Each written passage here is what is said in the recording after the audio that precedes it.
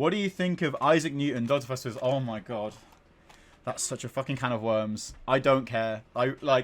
Sorry to do a bit of a detour, but what Dr. Fuzzpills is referring to is that there are a bunch of people on the internet who are mad that Sir Isaac Newton was not white in Doctor Who.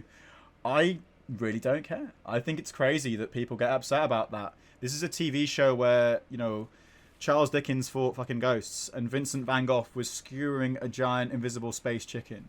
If the moment where you're like, oh no, this is unrealistic, is like, oh, there's a brown person there, it's like, come on, please get a grip. And it reminds me of Star Wars, when John Boyega was cast as a stormtrooper, and you had these, you know, kind of fans coming out and saying like, well, he can't be a stormtrooper as a black man because stormtroopers are clones.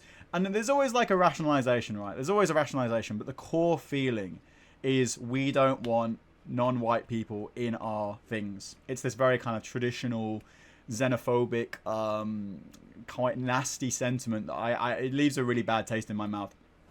I honestly think that it's just so silly, and I have no time for it. I think it just doesn't matter.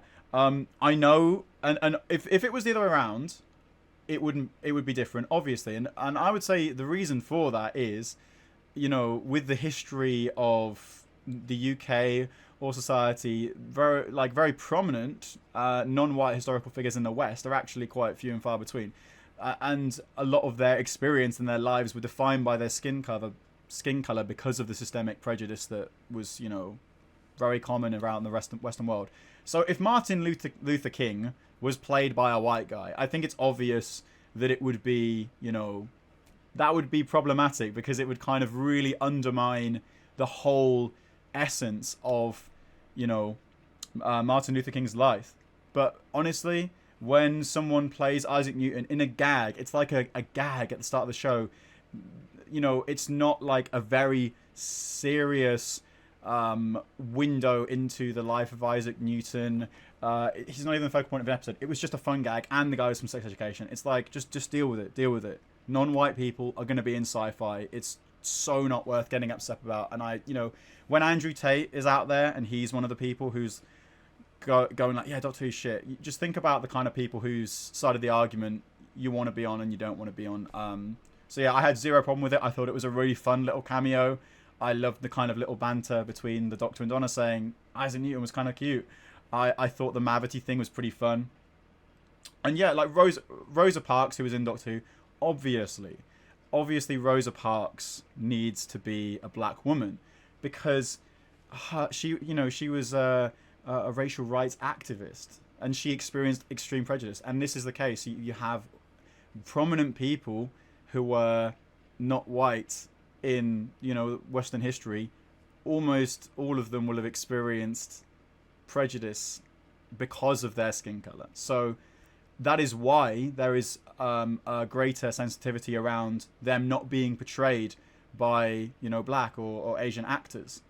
And the same does not apply for white historical figures. And that's why there is a double standard, but I think it's a defensible double standard and an understandable one. It doesn't take much compassion to understand why Martin Luther King shouldn't be played by a white actor, but if Isaac Newton is played by someone who's not white, it's not really the biggest deal in the world. It's like, I think listening and just being compassionate is really important. Lucas, it has nothing to do with Bandcamp, but it's actually it's a recent issue that's come up, and I've seen it on my Twitter, and I've sent a lot of tweets about it, and I love Doctor Who.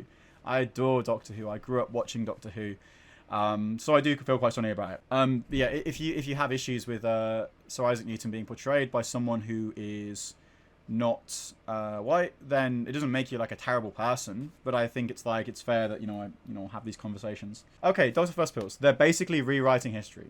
So you're saying to me that Charles Dickens fighting ghosts, Shakespeare literally fighting witches, is not rewriting history.